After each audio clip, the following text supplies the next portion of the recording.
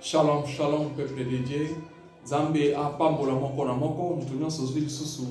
libakwa malamu ya kolandanga lisusu na mokolo na lelo na telefone na yo, na ndako na yo. Nangaki kopesa mbote na bana nyonso liboso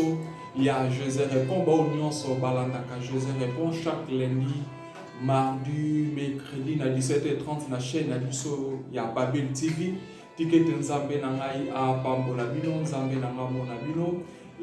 Na kokaki lisusu kobanda nanu likambo na nango te kopesa bato bamama bapapa mbote, mama Magi mbote na yo, mama Yvette mbote na yo, mama Elisa mbote na yo, mama nyonso, mama Françoise mbote na yo. Tikete nzambe na ngai amona yo. Et sans oublier bien-aimé Chancel Kamba, Nzambe a Mbotenayo, Nzambe a Pambolayo, et famille Kilamba Mobimba, et bana nyonso ya Nzambe par-ci par-là dans le monde. Bonjour et shalom à tout le monde. Que mon Dieu vous bénisse. C'est moi, votre Mouba Bika moi Kilamba. Mouba Bika moi on a se présenté na Misunayo Lelo na message moko eza vraiment important pour ngai na yo na kokai kofanda nango ngai moko te ezalaka vraiment habitude na biso te ya koyaka à chaque fois toza nango le besoin toza na posa quelque chose koya na baetandoike na bandako na bino mais tosalaka ngo si ya nécessité et yango wana lokola nécessité ezalaki. C'est pour cela lelo bomoni ngai liboso na bino na motema na memi kaka vuanga nazaka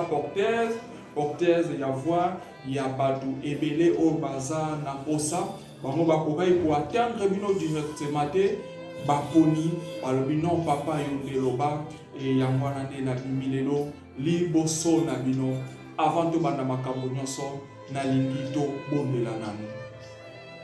Éternel Dieu tout-puissant, Dieu des armées, le commencement et la fin, c'est toi notre Dieu, nous te glorifions, nous te célébrons, nous te disons merci. Nous témoignons encore tes bienfaits dans nos vies, dans nos familles, Jéhovah. Merci pour la bolingo na yo. Ola muna yo katikati na bomo ina biso chaque jour ozali ko renouveler bonté na yo katikati na bomo ya moko na moko. Ya mwana topesi yo merci pour toza mala. Merci pour na souffle de vie, merci pour na pema oyo ozali ko pesa biso mokolo na mokolo. Totiki moment o nyonso na maboko na yo El Shaddai. Yonde zala nzambe na biso du début à la fin assister biso présence ya bonzambe na yo yango régner katikati na biso na kombo na Yesu Kristo. Amen. Totiko bondela na ye liboso na papa mama nyonso zolanda nga na pokwa na lelo na pokwa na tongo na moi yo mutu nyonso kosimbama na message oyo na ye kosala juste appel ya fond mpona orphelin veuve e mutu nyonso bato ebele baza na pasi yango wana na yaki mpona kosenga lisungi kouta epai na yo kouta epai na ngai koluka kosoutenir bato baza nango dans le besoin. Peut-être yo oza na elamba moko boye eloko moko boye ozo néglige epai ya moto mosusu eza tellement important. Lipa oyo ozobwaka ya ndambu bana babwaki me epai ya bana mosusu eza tellement important. Et na responsabilité nzambe apesa na ngai et chaque mois moi-même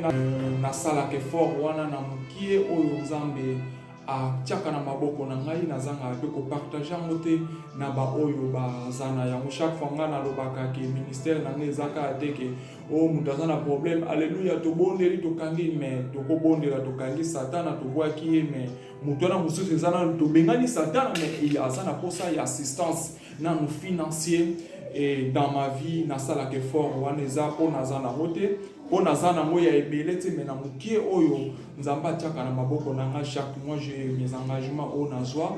na futaka ndaku nasalaka. Et je crois dernièrement nauta koloba na prière na biso que il y avait un enfant qui avait vraiment besoin d'être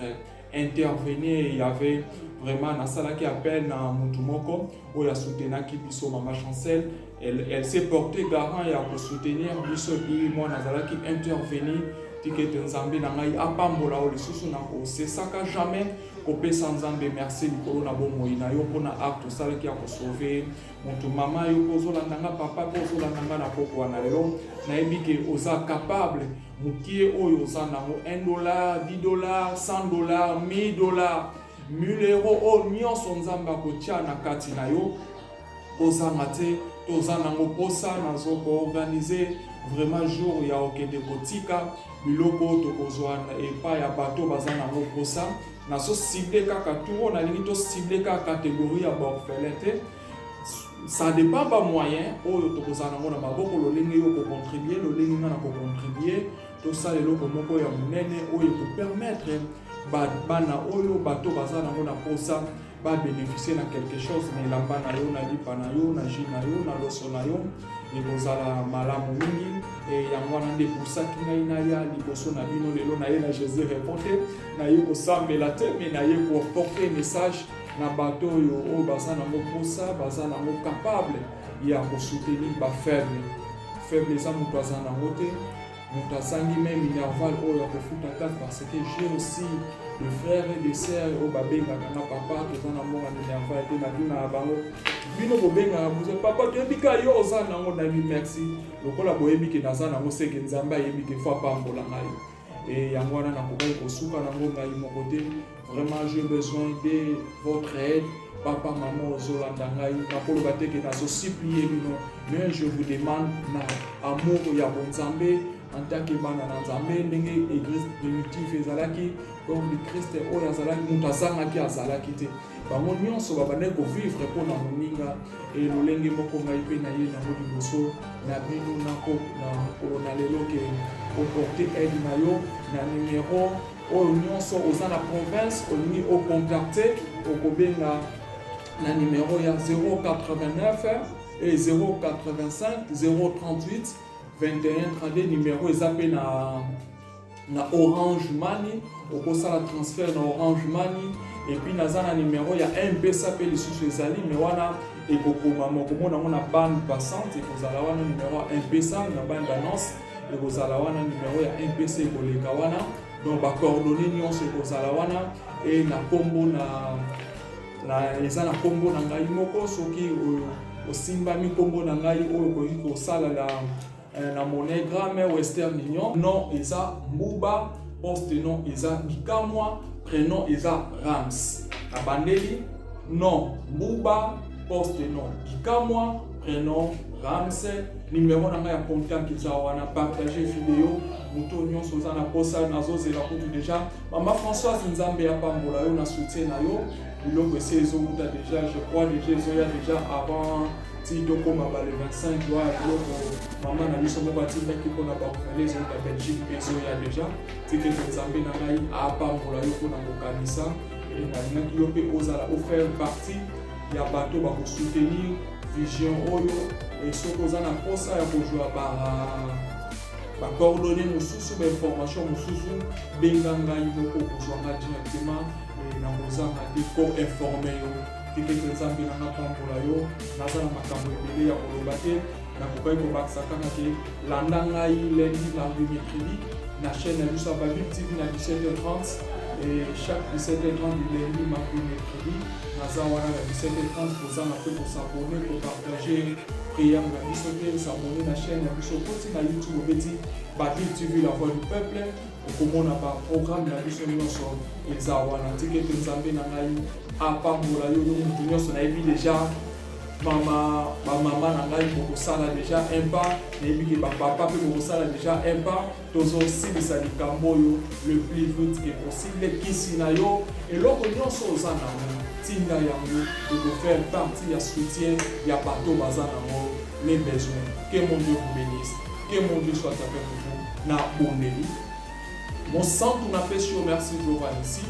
Merci pour la pauvre, merci pour le moment favorable au salut. Natiki mwana na yo moko na maboko na yo nyonso koyoka message oyo simba éternel désormais Saint-Esprit longola nyonso ya doute ya pembe nzamba bikamwa simba moko na moko a contribuer mpona kosoutenir baoyo baza nango le besoin zala nzambe na biso pesa na baoyo ayoki message naza nango te pambola ye nzamba lola simba motema na ye a contribuer mpona œuvre oyo ekende liboso na kombo na Yesu Kristo. Amen. Shalom, shalom.